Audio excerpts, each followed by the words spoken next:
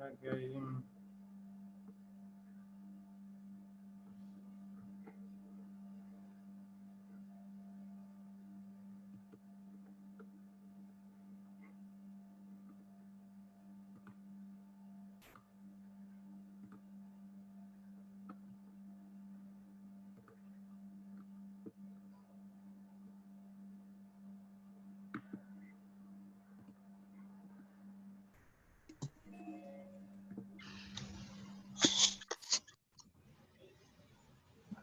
¿Segura?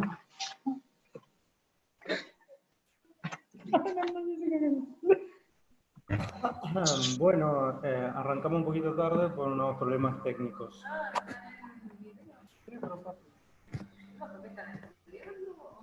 Una videoconferencia.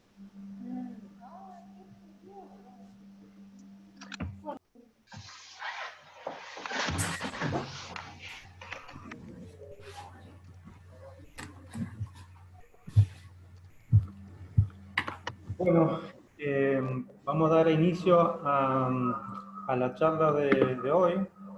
Nos acompaña el doctor Canan del Hospital Universitario, quien nos va a hablar del manejo de pacientes con sintomatología respiratoria en el contexto de la pandemia que estamos atravesando. Así que le doy la bienvenida al doctor y bueno, todo suyo.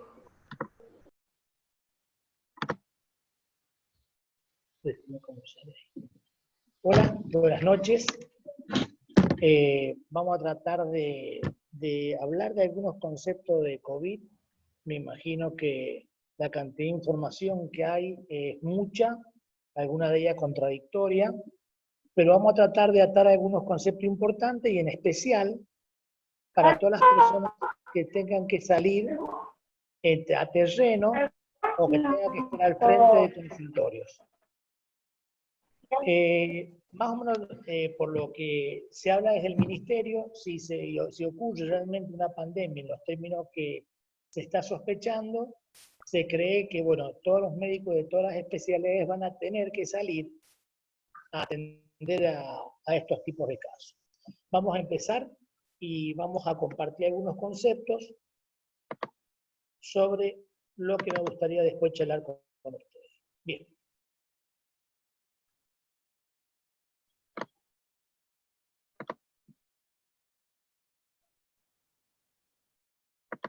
Ustedes saben que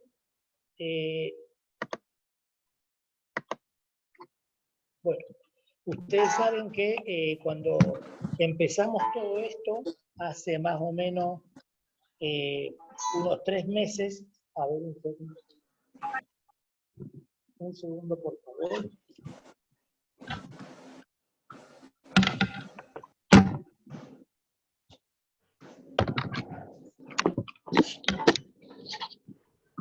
Bien,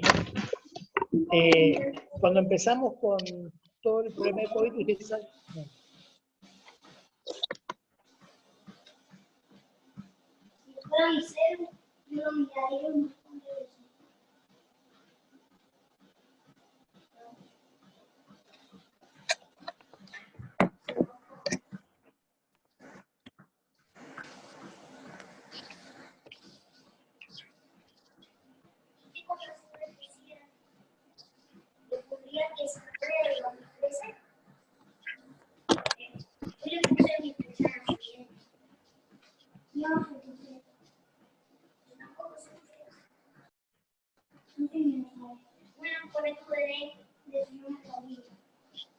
Esperen un segundito que tenemos un pequeño problema con el doctor, que se interrumpió la conexión.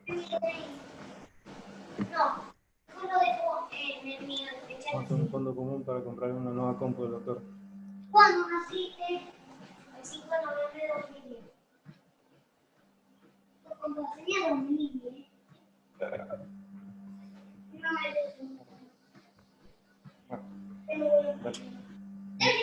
Ya volvemos al ruedo. Déjame ver. Si no se te va a pagar.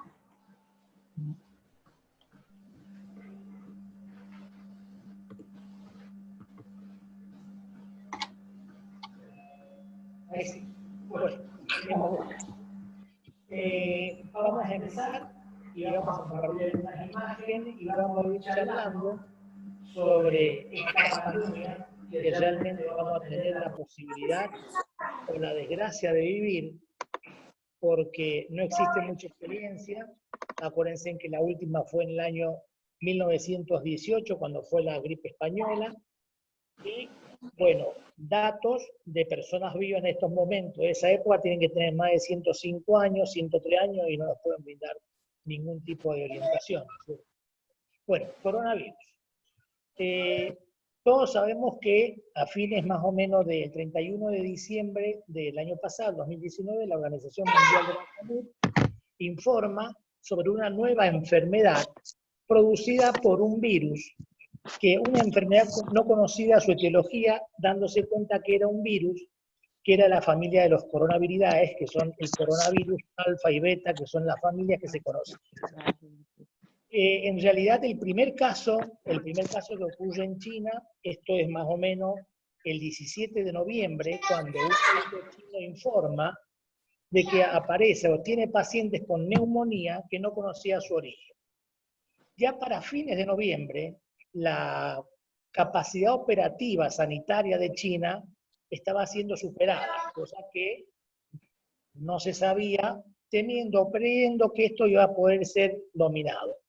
En diciembre aumentan en forma muy importante los casos, empiezan a aparecer muertes que superan la media normal, y ya para el 31 de diciembre la OMS interviene diciendo que se trata en principio de una epidemia para después pasar a una pandemia. Bueno, ustedes ven que el coronavirus es un virus que está desde hace mucho tiempo en la humanidad y tiene distintos tipos, que son el alfa, el beta, el gamma y el delta.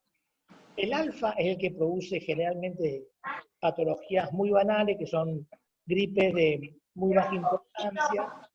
Después tenemos los del grupo beta. En el año 2002 estuvo el SARS-CoV-1, que es el que produjo a nivel de China fundamentalmente un contagio importante, involucrando a 32 países, de los cuales casi 10.000 personas están involucradas en esto, con un fallecimiento del 10%. En el 2012, 10 años después, aparece el MERS, esto aparece en Oriente, involucra a menos cantidad de pacientes, 25 pacientes, pero con una tasa de mortalidad mucho mayor, que es el 35%. Se sabe que los coronavirus, el reservorio natural son los murciélagos, pero para infectar a un ser humano siempre necesitan de un mamífero intermedio para que puedan llegar a ser transmisible y contagiable. A fines del 2019 nadie sabía que iba a ocurrir esta pandemia de grado tan inesperado en el mundo, en que ha pasado de un continente a otro, y lo más grande o lo más grave, que este virus ha ido mutando, de tal forma que el virus que apareció en China no es el mismo que está en Europa, y el que está en Europa no es el mismo que está en Estados Unidos, y aparentemente estamos esperando a ver de qué característica es el virus que está en América del Sur. Lo que sí se sabe es que era un virus que no soportaba mucho las altas temperaturas, pero aparentemente por las distintas mutaciones, esto lo ha superado acomodando su vida, y resulta que también ha aparecido, como en América del Sur y en países con temperaturas superiores a 25 grados. Esto pasó en Wuhan. Ahí aparece el epicentro de todo esto, y rápidamente se ha difundido en el mundo por la gran hiperconectividad que tiene China. China es una de las potencias mundiales que maneja negocios, y su economía y sus finanzas están en todo el mundo. Es uno de los países que mayor cantidad de vuelos tiene, y esto ha permitido que se propague con mucho más facilidad la enfermedad. Este mapa lo han visto 1000 veces. Este es un mapa que es el mapa mundial de cómo evoluciona la enfermedad y cómo va creciendo día a día la cantidad de infectados que hay y la cantidad de muertos. Ustedes han visto que la mortalidad de China no ha sido, por lo menos la informada por China, no ha sido la misma que la mortalidad que tiene Italia, que tiene Francia y que tiene España, ni la que tiene Estados Unidos. Hay características especiales de tipo personal y de tipo ambiental que han hecho que esta mortalidad aumente en forma considerable. Al día de hoy, registrado hay más de 2,5 millones de personas infectadas, ¿sí? Y una cantidad muy grande de personas fallecidas que enseguida lo vamos a ver. En la epidemiología, la mortalidad, lo que yo les decía recién, es totalmente variable. La informada, las primeras bibliografías que llegaron desde China, decían que un 4% de las personas que padecían este virus fallecían. Pero ahora, en los últimos reportes que hay, ustedes pueden ver que en Italia el 13% de las personas están falleciendo, en España el 10%, y hoy, en los controles que hay de Francia, el 14% de las pacientes que lo padecen terminan muriendo. Bueno, ¿qué pasa con este virus? Tiene un alto grado de infectividad, es decir, la infectividad que se mide con el RO, es la posibilidad de transmisión del virus y la capacidad que tiene de contagiar. Ustedes han visto en muchos gráficos cómo se va multiplicando en forma geométrica el contagio de este virus. Es altamente contagioso, es altamente pegajoso, es un virus que hay que tomar recaudos en todo sentido, que seguramente ustedes han visto mucho de esto en la clase que han visto o en la charla que han tenido de la protección, donde hay que tener cuidado desde la manipulación de los elementos con los que se trabajan, con los elementos de uso personal, como puede ser el celular y los anteojos, y los lugares físicos del trabajo. La transmisión, ¿cómo es? De persona a persona. ¿A través de qué? De las gotitas respiratorias. Ustedes saben que al ser un virus pesado, no puede, o teóricamente hasta hoy, hay muchas de las cosas que hoy decimos, terminan siendo mañana con las investigaciones no reales, pero hasta hoy se sabe que la viabilidad que tiene, o el desplazamiento que tiene por las gotitas es de 1,5 metros, de ahí la distancia social que se dice no menos de 2 metros. Está bien, esto es 1,5 metros, 2, pero ¿cuál es el problema de esto? La permanencia de este virus en las distintas superficies que nosotros estamos. Ustedes recuerden que la población, los profesionales, todo el mundo, al hablar, esas gotitas pueden terminar en una mesa, en un escritorio, en las manos, en las lapiceras, en los celulares, en los anteojos, y tiene un tiempo de permanencia distinto de acuerdo al material en el que cae, que puede ir desde horas hasta días. De ahí la limpieza continua y permanente de los elementos con los que se trabaja. En los hogares, por supuesto, cada vez que uno entra tiene que tener todos los recaudos para no ingresar con este virus del calzado y de la ropa. Y aunque parezca básico y se han cansado, no hemos cansado de decirlo, el lavado de manos, ya vamos a ver en 2 palabritas por qué es tan importante. El gran problema que tenemos acá es el paciente asintomático, porque si bien nosotros podemos saber que el paciente que tiene síntomas es el que uno le toma las medidas de aislamiento y de tratamiento, el paciente asintomático deambula por todos lados y liberando estos virus al medio. Estos son pacientes que son difíciles, para poder captarlo hay que hacer test muy masivos, de una gran cantidad y en forma permanente, para poder aislarlos y de esta forma reducir la cantidad de contagios que se producen. Y una de las vías que no es la más común es la vía digestiva, de ahí que uno de los síntomas que por ahí uno tiene que sospechar en estos pacientes, la diarrea. Cuando aparece fiebre, mal estado general y empieza a aparecer diarrea y ha tenido el contacto, uno tiene que sospechar que posiblemente esté en presencia de esta enfermedad.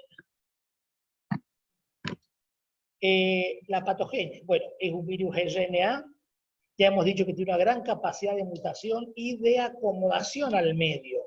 Esto ha hecho que persistiera con tanta facilidad en tantos continentes, y de ahí que es una pandemia. ¿Cuál es la característica que tiene este RNA? Es un RNA con una membrana lipídica, ¿sí?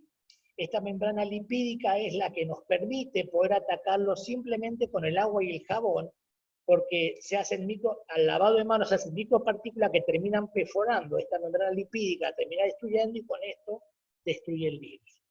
Como saben ustedes, en la parte superior, el dibujo clásico se llama coronavirus porque tiene una lipoproteína como una espina, ¿sí? Que es la que se adhiere, es la que este receptor, el que se adhiere a los receptores de angiotensina 2, que son por donde hacen daño y penetran al organismo y empieza todo su ciclo. Esto es lo grave, la replicación que tiene el virus. Un virus que entre una célula y haga todo su ciclo, por un virus pueden dar lugar a la aparición entre 10.000 y 100.000 virus. 100.000 virus, es una cantidad muy importante, estas partículas virales, una vez que el paciente es infectado. Si ustedes sacan la cuenta, la cantidad de células que afecta y la gran replicación que tiene, esto termina siendo una infección muy difícil de manejar. Los receptores son los receptores de angiotensina 2, ¿sí? ¿Qué es lo problemático? Estos receptores se encuentran distribuidos en todo el organismo. Están fundamentalmente en el pulmón, están en todo el aparato cardiovascular, en el riñón, en el cerebro y en el endotelio. Por eso, las patologías que producen son tan variadas, porque el endotelio, todo el organismo, todos los órganos tienen vasos y todos los organismos tienen endotelio. Entonces, el líder de ataque que produce a este nivel termina afectando a todo el organismo. Tiene una gran afinidad por las células, los neumocitos 1 y 2, que son los que se encuentran en los alveolos. ¿Sí? Si nosotros vemos... A ver.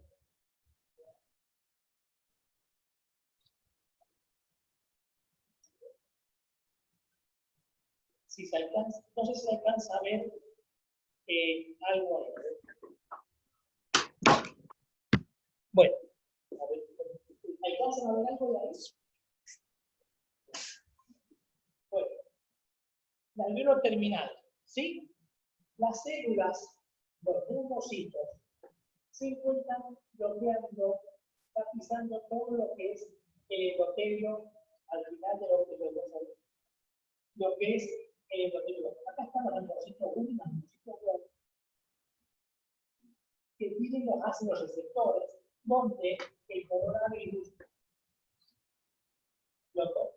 El problema es que esto forma la membrana alveolo capilar. Cuando se produce esta destrucción de esta célula, hay distintos tipos de mecanismos que hacen que esta zona se transforme en muchos organismos en una gran zona de infección y de inflamación. Hay algo que se llama el síndrome de activación de macrófagos, donde el virus invade y produce lesión celular, hay una superactivación de lo que son los macrófagos. Esto, por supuesto, liberan mucha interleuquina, y esta interleuquina es una sobreexageración de una respuesta inmune. Lo que hace que, como toda sobreexageración, termine destruyendo más tejido. Si nos imaginamos una lesión a nivel tejido celular subcutáneo, que ante una agresión de esta, uno aparece el rubor, aparece el dolor, aparece el cambio de coloración, la tumoración. Bueno, estos cambios inflamatorios ocurren en el órgano que es invadido por el virus. En este caso, fundamentalmente el pulmón. Y hay algo que se llama el síndrome de activación macrofágica, que es el que inicia esto, pero lo más grave es la tormenta de citoquina. Al tener una respuesta inmune exagerada, al tener una activación de macrófagos, de linfocitos, se produce una gran liberación de citoquinas al medio, lo que produce un gran daño del tejido donde se encuentra. En el pulmón, esta destrucción del tejido termina afectando la membrana alveolo capilar. Ya vamos a ver en los síntomas cómo se manifiesta esto. Acá están viendo ustedes están viendo acá cómo es la tormenta citoquina, que ustedes bien ven cómo los linfocitos van con el interferón y el macrófago y termina liberando una gran cantidad de citoquinas. Bueno, este síndrome lo vamos a ver enseguida, de cómo ustedes periféricamente pueden ir controlándolo. Bien, esta me parece que es una de las diapositivas más llamativas y más claras de lo que pasa en estos síndromes. En estos síndromes ustedes ven que tienen 3 estadios: el estadio 1, el estadio 2 y el estadio 3. El estadio 1, que es la fase inicial, ustedes ven que en este lado se encuentran los pacientes que son rápidamente recuperables y sin mucha repercusión clínica. En la fase 2, cuando hay una invasión pulmonar, ustedes ven que no importa, tiene 2 letras, es donde se entrecruzan los 2 mecanismos. El mecanismo viral, ¿sí?, que es donde la respuesta del organismo contra el virus y la respuesta inflamatoria exagerada. periféricamente tiene indicadores. Ustedes ven que en la primera parte ustedes pueden tener fiebre de 2 o cefalea, en la segunda parte cuando compromete el pulmón, es muy importante la disnea, lo vamos a ver en el examen físico, y muy importante la medición de oxígeno, cuando se hace la oximetría de pulso. El estadio 3 es lo más grave cuando el paciente entra en shock y necesita asistencia respiratoria mecánica. En la clínica, el periodo de incubación en el 98% de los casos va del día 2 al día 14 y contagio. Se han visto un porcentaje muy chico que es menor del 1% que pueden llegar a contagiar hasta llegar a aparecer el periodo de incubación hasta 22 días. ¿Qué es lo importante de esto? ¿Por qué se aísla la gente o las personas en muchos casos? Porque 24 horas antes de aparecer los síntomas, la persona empieza a eliminar virus, lo que hace que sea un contagio de forma importante. Por eso cuando uno detecta a las personas, los contactos que han estado con él, que aún son asintomáticos, uno tiene que aislarlos. Los síntomas banales, como cualquier gripe, el 80% como es fiebre, tos seca, fatiga, dolor de garganta. La fiebre, ustedes saben que tiene que ser una fiebre que empieza con ferícula 37,5 y muchas veces llega a 38, 38,9. ¿Por qué tos seca? Porque no invade los bronquios, invade fundamentalmente los alveolos. Si invadiría o comprometería los bronquios, tendría secreciones pulmonares, que es muy rara, las pueden haber, pero en estos casos es tos seca por compromiso alveolar. La fatiga, como cualquier proceso viral o cualquier proceso infeccioso, produce este tipo de síntomas, que es un síntoma específico, y el dolor de garganta es lo típico que se habla en este tipo de casos. Otros síntomas que son importantes de considerar, lo que recién ya hablábamos, que era la diarrea. Un paciente que tiene fiebre, tiene alteración del estado general, que tiene diarrea y algún tipo de compromiso respiratorio leve, uno tiene que pensar en una infección por el coronavirus. Recientemente han salido las publicaciones de otros síntomas que no son ni la tos ni la fiebre al principio, que es la anosmia y la genusis, ¿sí? Los dos síntomas son la falta de sensibilidad en tomar los gustos y en los olores. Esto se ha visto que el virus invade los nervios periféricos que se encuentran a nivel de los senos de la parte terminal, a nivel de las almohadillas, y produce una irritación de los mismos, impidiendo la transmisión nerviosa, lo que hace que el paciente, muchas veces como primer síntoma, manifiesta: no estoy oliendo cosas que antes podía oler, o no le tomo sabor a ninguna ni a las comidas. La disnea es un signo capital. ¿Por qué es un signo capital? Porque cuando un paciente empieza con disnea, ese paciente se está agravando. A tal punto, y los trastornos de conciencia que también lo vamos a ver, a tal punto que si ustedes en una primera etapa, déjenme ver una diapositiva a ver si... Bien, vamos a ver qué pasa en la parte práctica antes de seguir. Ustedes reciben un paciente que tiene síntomas respiratorios banales, como cualquier gripe, como la que uno conoce y como la que está acostumbrado a ver. El paciente manifiesta malestar, fiebre, cansancio, dolor de garganta. Primero, ahora, en Mendoza, por las reglas del Ministerio de Salud de la provincia, que distan de las reglas del Ministerio de Salud de la Nación, estos pacientes con estos síntomas, de no tener contacto epidemiológico, es decir, no ha estado en contacto con personas que han viajado, no ha viajado a zonas, ¿no es cierto?, fuera del país, o no ha estado en zonas del país que se consideran con circulación, como puede ser Capital Federal, Buenos Aires, Santa Fe, Rosario, Córdoba, Chaco, son personas que acá en Mendoza se las manda directamente a su domicilio, se las deja en reposo y se deja la comunicación, se hace la denuncia en epidemiología y quedan conectados con ellos y se hace un control diario, a veces hasta 2 veces por día, para ver cómo evoluciona el paciente. Se lo testea y no se lo testea hoy. ¿Qué va a pasar dentro de muy poco? Va a pasar lo que está pasando en Buenos Aires. Este paciente que viene con síntomas banales se lo va a tener que testear. ¿Por qué? Por la circulación, porque estamos cambiando a una etapa de circulación viral. Cuando la circulación viral comienza en ese estadio, estos pacientes ustedes no pueden dejar de diferenciar, y ahí está la cosa. No se puede dejar de diferenciar una gripe común, una influenza A o B de un coronavirus. No, porque los síntomas son similares y lo que agrava esto es la circulación viral. En ese caso, todos los pacientes deberían ser testeados. Por eso está el aislamiento, por eso está el testeo y el seguimiento.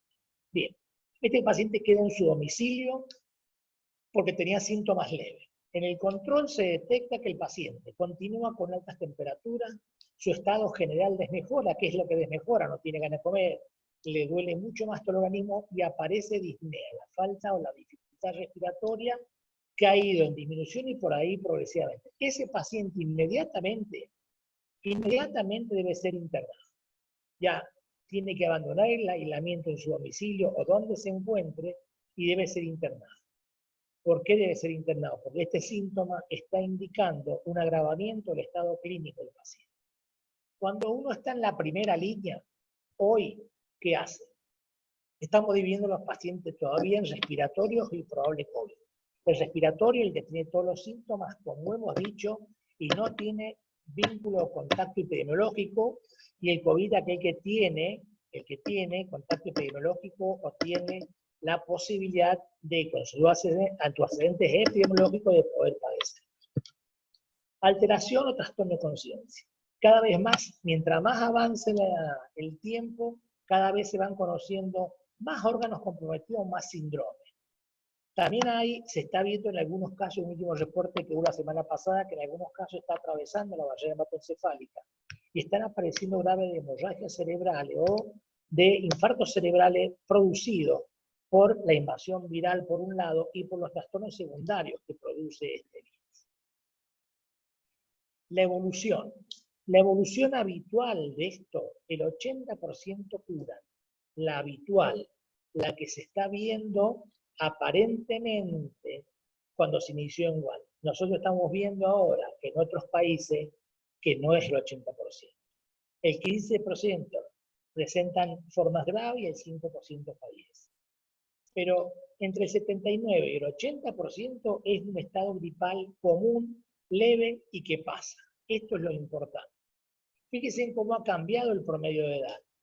La República China informa que el promedio de edad de fallecimiento de ellos fue de 48 años. Por ejemplo, Italia hoy está informando que el promedio de edad es de 62 años. La franja, el 95% de los casos, se dan de personas que tienen entre 20 y 80 años. ¿Sí? Fundamentalmente, 88. Los niños, si tienen esta patología, la cruzan en una forma benigna, y esto veremos por qué más adelante. Afecta más a hombres que mujeres en una relación de 5 a 4. Bien. ¿Qué es lo otro que hay que saber cuando uno está recibiendo un paciente y tiene que tener en cuenta? Esto es lo importante en la primera línea. Cuando uno recibe un paciente, aunque tenga los mismos síntomas y aunque tengan la misma edad, no todos los pacientes los mismos síntomas son iguales. ¿Por qué? Porque existen las enfermedades de comorbia, todas las comorbilidades que pueden existir. Esto es muy importante porque se ha visto que todos los pacientes con una comorbilidad son los que evolucionan con más facilidad a casos graves. Entonces, esto es muy importante. ¿Qué comorbilidad? La hipertensión arterial, las enfermedades cardiovasculares, sea presente de angor por pecho, infarto por miocardio, el EPOC, el asma bronquial, la diabetes y pacientes inmunocomprometidos de cualquier tipo, tanto por una enfermedad o por el tratamiento que están recibiendo. La hipertensión arterial se ha sido asociada entre las causas de los pacientes con mayor causa de muerte, han sido asociados a la hipertensión arterial. Los síndromes clínicos que está produciendo, sabemos que produce el distrés respiratorio del adulto, que es un cuadro muy grave, que ustedes van a ver, no importa que no sepan lo que es, cómo se maneja un paciente crítico, pero cuando uno ventila a un paciente con respirador, la fracción de oxígeno que pone, es decir, la cantidad de oxígeno que pone en lo que introduce, habitualmente nosotros en el aire ambiente tenemos un 20% o 20,5% de oxígeno inhalado. La fracción de inspiración, que se llama, cuando un paciente está intubado, está en respirador, la fracción de inspirador la lleva al 50, al 100, 150 y 200% de oxígeno. Estos pacientes con el síndrome de distrés respiratorio del adulto hay que hacer muchísima presión para poder vencer este obstáculo y poder oxigenar la sangre. Este es debido al compromiso que hemos visto recién cuando hice el esquema del pizarrón, del compromiso de la membrana alveolo endotelio que hay y fundamentalmente en el pulmón. Por eso que estos pacientes, aún ventilándolos, son pacientes muy críticos. El síndrome linfohistiocytósico hematófago. ¿Qué es este síndrome? La gran activación y la activación importante de los macrófagos hace que el organismo, fundamentalmente las células linfocíticas, empiecen a tener fagocitosis de linfocitos, ¿sí?, de algunos macrófagos y de glóbulos rojos. Por eso ustedes en la periferia es cuando ven que el paciente está teniendo una pancitopenia o una disminución de la cantidad de glóbulos rojos, de glóbulos blancos, porque el organismo empieza a desconocer por este factor inmunológico exagerado y empieza a fagocitar su propia célula. Por otro lado, esto es lo que ayer ustedes habrán visto en muchísimo WhatsApp, una información que salió de un científico italiano diciendo que es un WhatsApp, no tiene, pero diciendo que el error en el tratamiento fue tratarlo como una infección y no como un trastorno vascular. No sé si es así, no hay todavía bibliografía para decir que sea fehacientemente así. Lo que sí se sabe que hay una respuesta inmune trombótica, el RITAC, se llama la respuesta inmune trombótica asociada al COVID. ¿Qué produce esto? Hay una activación, el COVID, a través de este virus, activa la trombina. ¿La trombina qué produce? Coágulos. ¿A qué nivel? En el territorio venoso, miembros inferiores, pulmón, cerebro. A nivel de celos cavernosos, puede producir a nivel del pulmón el tromboembolismo de pulmón y la trombosis venosa profunda. Por eso que de ahí, estos pacientes muchas veces cursan con un cuadro infeccioso pulmonar y un cuadro de trombosis pulmonar, que de ahí es que es una patología que se transforma terriblemente compleja porque se asocian tanto problemas infecciosos como problemas cardíacos.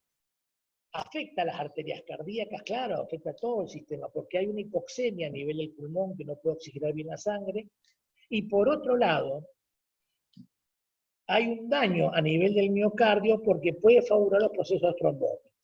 Entonces, ustedes van viendo cómo va comprometiendo este virus los distintos aparatos, ya sea desde la exageración de la respuesta inmune o desde lo infeccioso. En lo infeccioso pulmonar es muy importante las infecciones sobreagregadas bacterianas que se agregan. Esto es muchas veces por ahí lo que se entiende por qué se usa antibiótico. Por ahí se plantea por qué se usa antibiótico cuando se colocan antirretrovirales o antiinterleuquina, porque muchos de los cultivos en estos pacientes salen positivos a procesos bacterianos, entonces hay que tratar todo a la vez para poder darle más chance al paciente. En las imágenes, las imágenes más importantes que se han hecho primero que todo han sido la radiografía, que ha tenido un tiempo bien. Vamos con la radiografía tiene un 60% de especificidad las alteraciones que producen. ¿Por qué? Ya vamos a ver una radiografía. Porque no son imágenes, lo más importante y lo más característico en este tipo de enfermedad son el cuadro de neumonía bilateral y lesiones periféricas en vidrio esmerilado. Esto es lo más característico y lo más llamativo de estos pacientes. Primero, una afectación bilateral del pulmón, y en segundo, las imágenes que rodean estas imágenes son imágenes en vidrio esmerilado. Las tomografías son mucho más eficientes, y lo más importante ahora, ¿cuál era el problema con la radiografía y en especial la tomografía? Que había que movilizar el paciente con los equipos radiológicos portátiles, que era todo un problema poder llevarlo, traerlo, y en la infección que se produce la contaminación del equipo. Y por otro lado, la tomografía hay que movilizar el paciente hasta la sala de tomografía, lo que implica el desplazamiento de estos pacientes implica mayor riesgo de infección. Ya apareció la ecografía pulmonar. Esto realmente es un método que al día de hoy es muy útil porque permite ver el tórax, se lo divide en 8 paneles distintos donde se hace correr en forma vertical el traductor. Y se ha podido ver cambios muy específicos en cuanto a la evolutividad pulmonar del paciente en cuanto a la gravedad. Hay estadios de 1, 2, 3 que se van viendo de acuerdo a cómo evoluciona y la ecografía va marcando imágenes claras de cómo es el daño de estos pacientes a nivel pulmonar. ¿Y por qué es bueno? Porque el ecógrafo es un equipo chico, trasladable, de fácil limpieza, de mucho más accesibilidad. Esto es lo más importante saber. Bueno, las lesiones periféricas hemos dicho que es el virus esmerilado, la neumonía bilateral, y el síndrome de distrés respiratorio de adulto, de lo que siempre se escucha, que producen también infecciones graves que no son por el coronavirus, sino por otras crímenes, que son lo que se llama el infiltrado en ala de mariposa bilateral. Bueno, ustedes vean acá, esto es una tomografía de un paciente, ustedes pueden ver a este nivel cómo el paciente, ¿sí? Miren, empieza a tener compromiso bilateral, ¿sí? Compromiso bilateral empiezan a tener con estas patrones. Bueno, acá es mucho mayor, ustedes pueden ver cómo son redondeados en algunos casos, se ve el vidrio esmerilado, el frente, fíjense en los distintos focos que tienen de compromiso, ¿sí?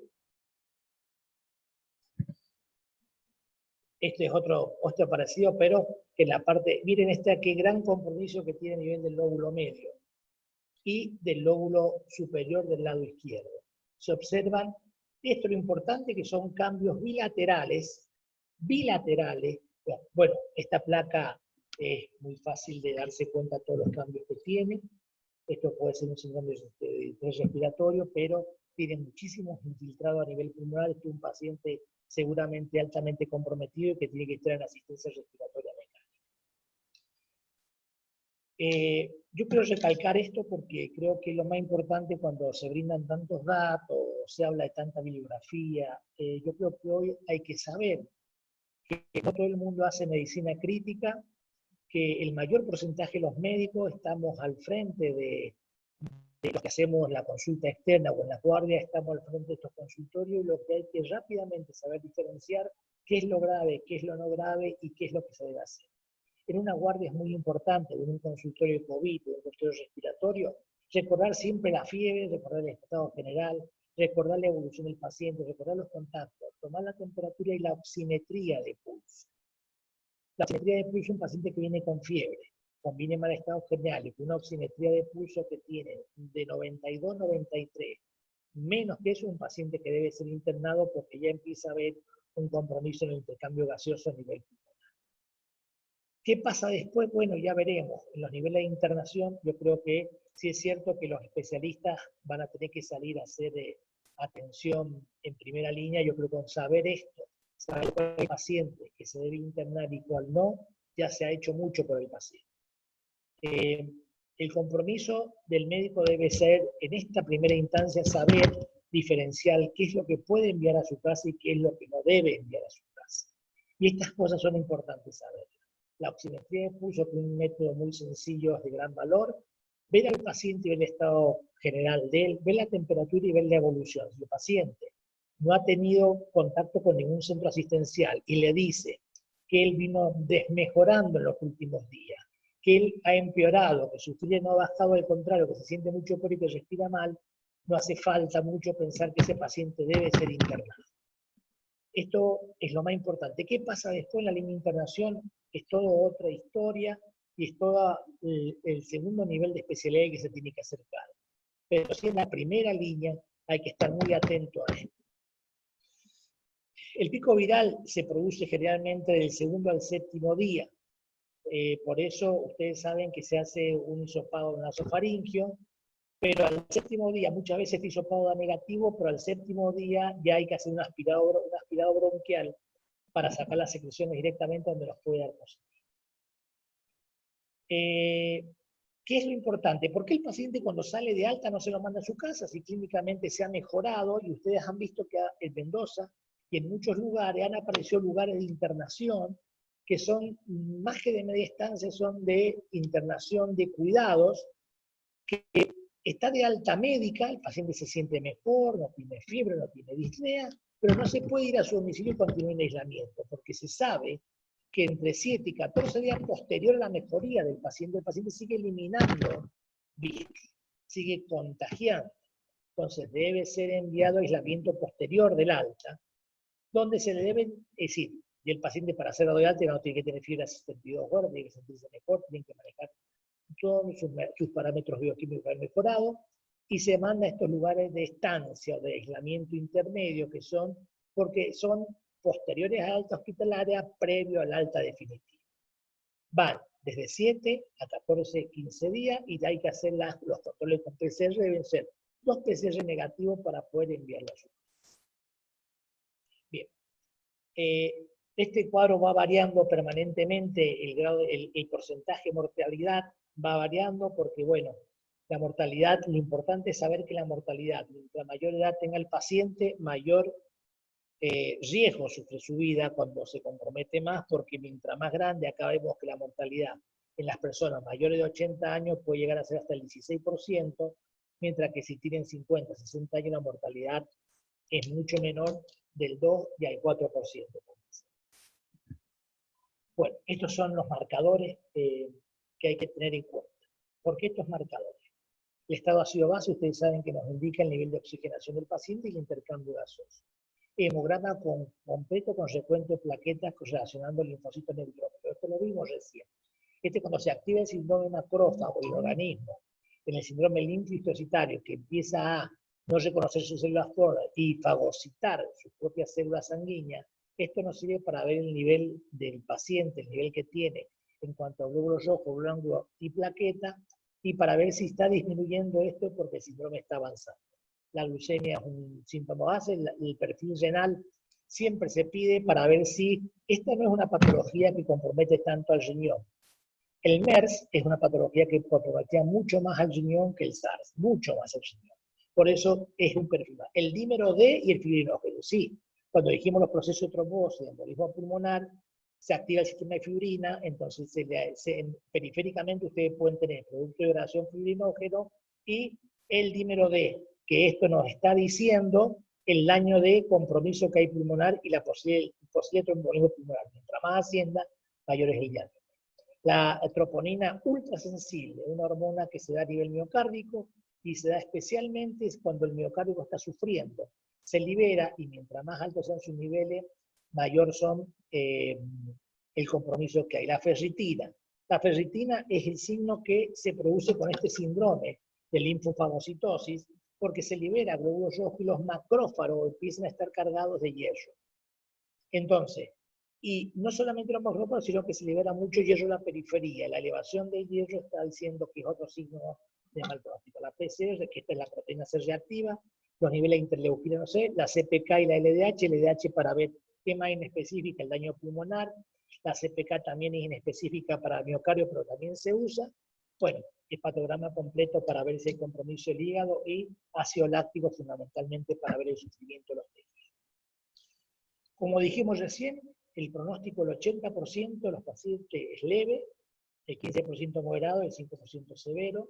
Se dice que, bueno, de los pacientes leves que tienen cuadro leve mientras los usa, entre el 10 y el 15% pasan a tener un cuadro moderado. Y los pacientes que tienen un cuadro moderado, de ese grupo de pacientes, un 15 a 20% pasa a tener un cuadro severo. De los pacientes internados en unidad coronaria, casi la mitad se mueren o evitan. Eso indica el grado de compromiso que tienen estos pacientes y la alta mortalidad. Y los que recién hablábamos, que los pronósticos va a variar mucho si el paciente está con asistencia respiratoria mecánica, la edad del paciente, las comorbilidades y los marcadores bioquímicos que decíamos. Y el tratamiento hoy, ustedes saben que está en discusión continua y permanentemente.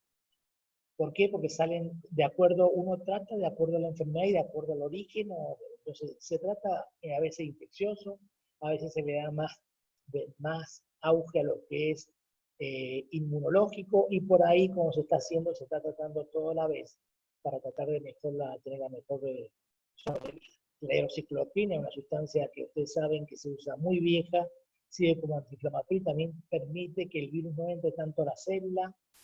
Los corticoides están en discusión porque se dicen que si esta es una enfermedad que tiene de origen inmunitaria, una gran liberación de citoquina y falta estabilidad en todas las membranas de lo que son los agentes fagocíticos, Esto sería un elemento en altas dosis de impulso. Bueno, el liporavir y el ritonavir, que son inhibidores de la proteasa, son antirretrovirales, que es uno de los medicamentos más usados y que se usa sin duda hoy con dosis que va decreciendo la internación.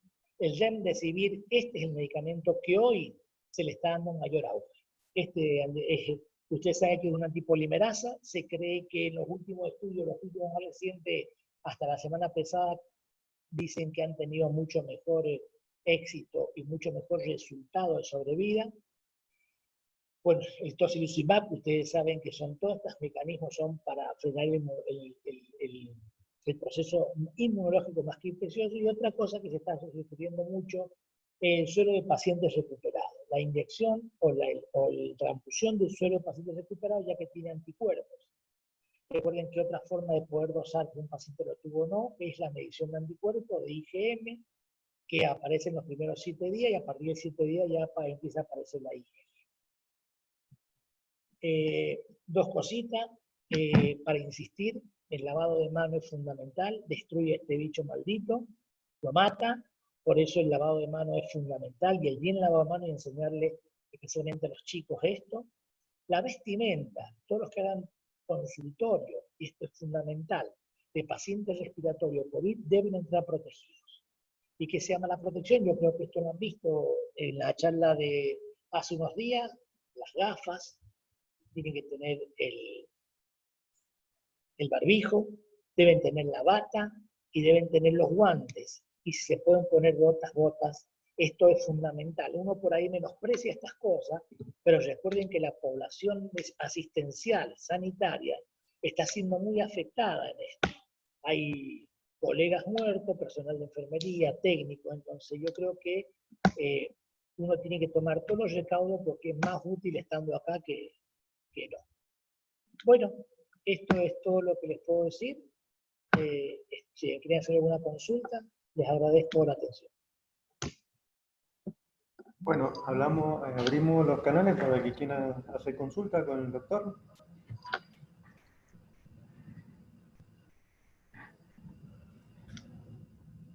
Ahí, bueno, doctor Canán, yo soy el clínico del Carlos Pereira, el doctor Macker soy yo. Me pareció excelente. Ahí justo me llamaron por un paciente que tenemos ahí en el hospital con fiebre, diarrea. Y bueno, en realidad hemos hablado con epidemiología hoy 2 veces. Y en realidad al paciente, como dice usted, o sea, no... La situación que tiene Mendoza al día de hoy no se lo considera sospechoso porque no tenemos la epidemiología de haber estado con nadie con nexo epidemiológico y él no viene de otras zonas.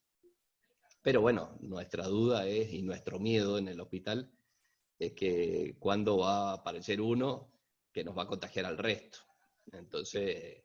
estamos ahí todos intentando, bueno, protegernos nosotros como profesionales y intentar cuidar a los pacientes que tenemos internados. O sea, tal cual, si nosotros pudiéramos hacerle, sin duda, tener la posibilidad de un paciente para hacerlo, para testearlo, sin duda.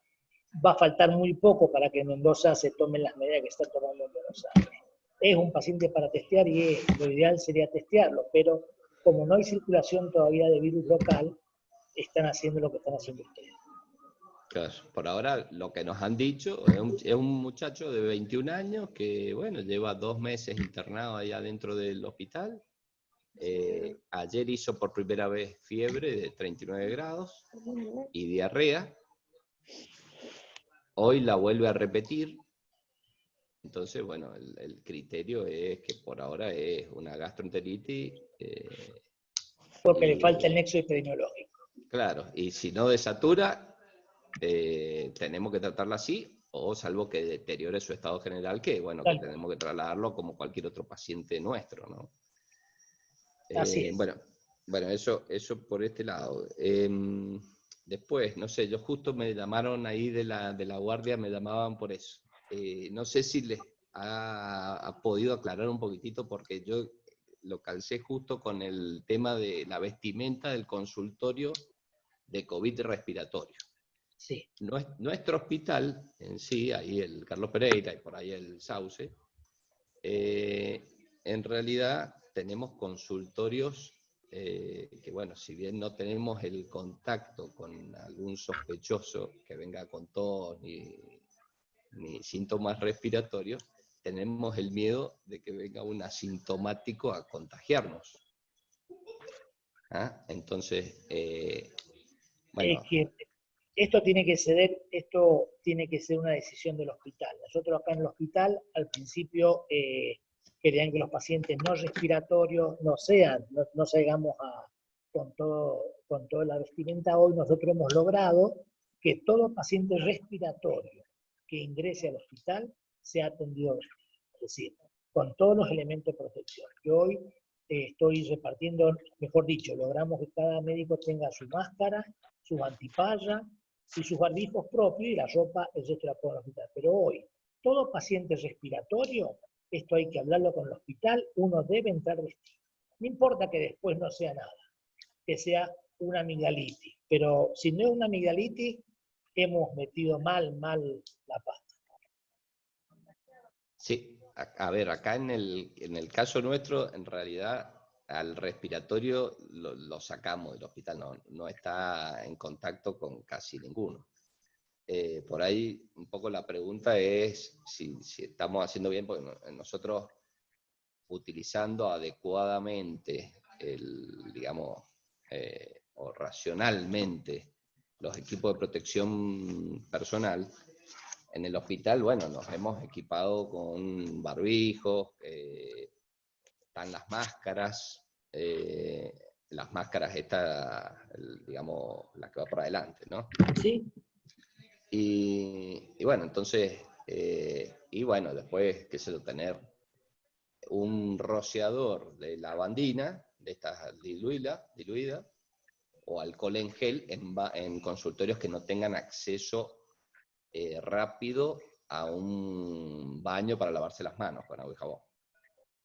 Entonces, o sea, esas serían las armas que tenemos nosotros en el hospital para cuidarnos, los profesionales, psiquiatra, psicólogo, trabajadora social, y bueno, como que estamos esperando un poco esto de la circulación viral para ponernos más estrictos en que todos la tienen que tener puesta permanentemente. Bueno, ahora salió con que en Mendoza hay que estar con barbijo puesto obligatoriamente, entonces bueno, todo el mundo ahora considera que el barbijo lo tiene que tener puesto, porque hasta la semana pasada costaba que lo tuvieran puesto. Y bueno. Pero o sea, fíjate que el Ministerio de Salud no aconseja tampoco el barbijo todavía.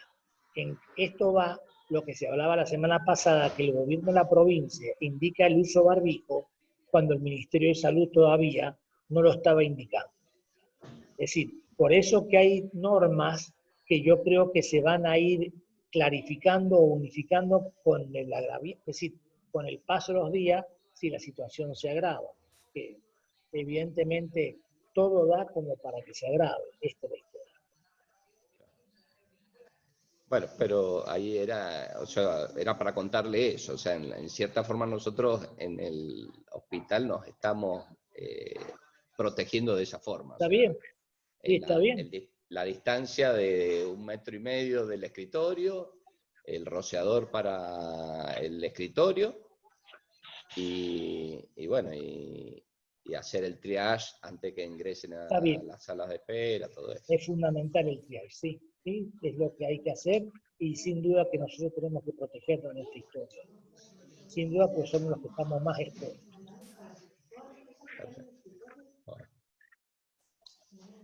¿Qué tal? Yo quería hacer una pregunta, doctor. Germán Maravilla es mi nombre. Yo tengo una duda porque hay mucha información o desinformación con respecto al uso de analgésicos. Se habló mucho del ibuprofeno, después el paracetamol, después si las aspirinas y los inhibidores de la ciclooxigenasa 2. Yo quería saber si está un poco más claro ese tema. No, sigue siendo exactamente igual el uso antiinflamatorio, indicando fundamentalmente lo que es el paracetamol, que es el que menos efecto puede llegar a producir, y el ibuprofeno en segunda medida, pero no están contraindicados y todavía no hay ninguna indicación de no indicar estos medicamentos. Se prefiere sin duda como primera línea el paracetamol y segunda línea el ibuprofeno. Perfecto. Muchas gracias. Igual que una cosita que, en base a lo que decís, igual que los antihipertensivos. Esto ha generado muchos problemas con los antihipertensivos, con los bloqueadores de enzima convertidora, porque son de gran auge. Y esto también ha sido definido desde los comités de expertos de Buenos Aires y también los de Europa, que hasta ahora no hay incidencia de favorecer la extensión viral con el uso de estos antihipertensivos. Perfecto. Muchas gracias. Doctor, le hago una pregunta. Yo soy Gabriela Prats, trabajo en el Hospital Sauce, y mi pregunta estaba referida en relación a si existe, como por ahí ha estado circulando también en distintos grupos de WhatsApp, la posibilidad de ir haciendo algún tipo de marcador de laboratorio para pronosticar la gravedad de la enfermedad. Esos marcadores, los marcadores están indicando fundamentalmente en la primera internación del paciente. Cuando el paciente ingresa en internación, ahí es cuando se tienen los marcadores. Ambulatoriamente no, ambulatoriamente se cree que el paciente con síntomas leves o cuadros leves debe quedar en su casa con control clínico